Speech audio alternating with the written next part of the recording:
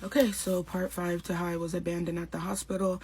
In this part, I am going to be talking about how I moved in with my dad's children, my older sister and my brother.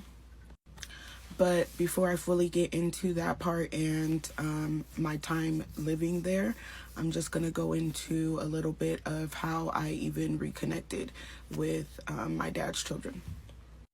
So at the time that I decided to try to reconnect with my siblings, it was really because I had felt so lost.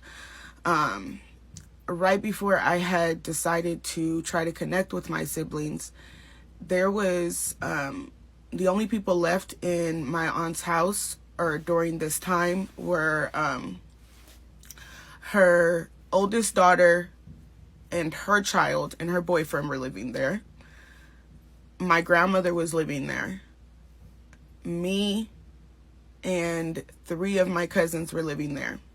And my aunt's husband at the time was living there. And of course, my aunt. Honestly, probably the only people that even liked me in that house, I could say, would probably be my grandmother and my younger cousin. Those are the only people that I actually got along with.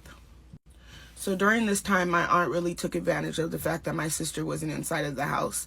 And she did a lot of underhanded things to me. She would lock me outside and say that she didn't know I was out there when she knew I was out there.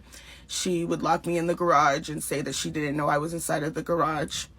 Her husband was not good to me at all.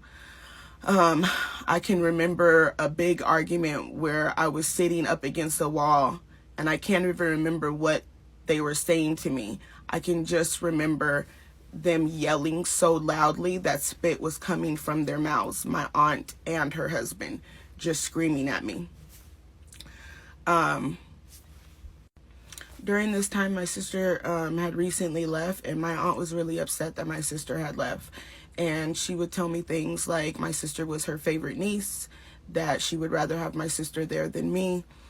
And then there was one time that she actually came up to me and told me that, and out of the blue, I still don't know what set it off, but one day she came up to me and she said, "You're starting to look like your dad and I don't like it."